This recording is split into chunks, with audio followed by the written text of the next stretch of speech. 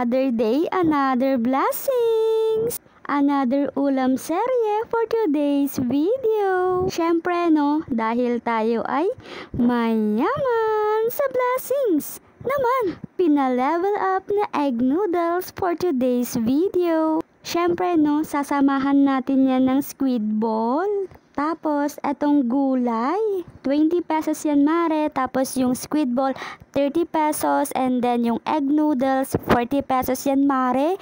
O diba, napakamura. Tapos, muli na naman magpapanggap ang inyong marikoy. Syempre, no, si Jowa na naman yung magluluto. Bukod sa masarap siyang magluto, masarap din yung nagluluto. Huy! Kaya naman for the go. Tapos, nagbanding all together, mare. Yung mga gulay.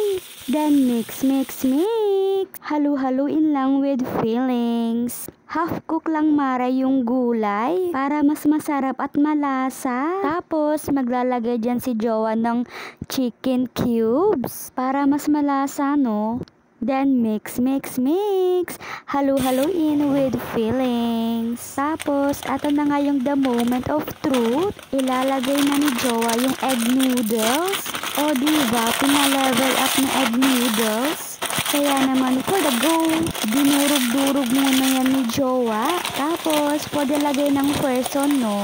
Sinasabi ko sa inyo talaga, mare, napakasarap nito. Kaya naman kung gusto mong matikman, mare, panuorin mo hanggang dulo para naman alam mo yung process. Syempre, no, napakadali lang natong lutuin at syempre, napakamura. Talaga nga naman, mare, hindi basta-basta ang ulam serye natin for today's video. Syempre, no, dun tayo sa mura pero masarap, o diba?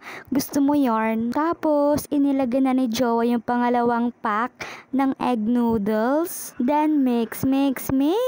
Naglagay na rin pala ng pampalasa dyan si Jowa. Una na dyan yung toyo ko, no? Tsaka netong MSG, ang vetsin. O, diba? May label. Sana all. Tantiameter is the key. Tapos, ilalagay na itong squid balls. O, diba? With S. Kasi nga madami. Charis. Syempre, halu-haluin with fillings. Tapos, hayaan muna natin silang maluto, no? Talaga nga naman, mare, ilang tumbling na lang luto na.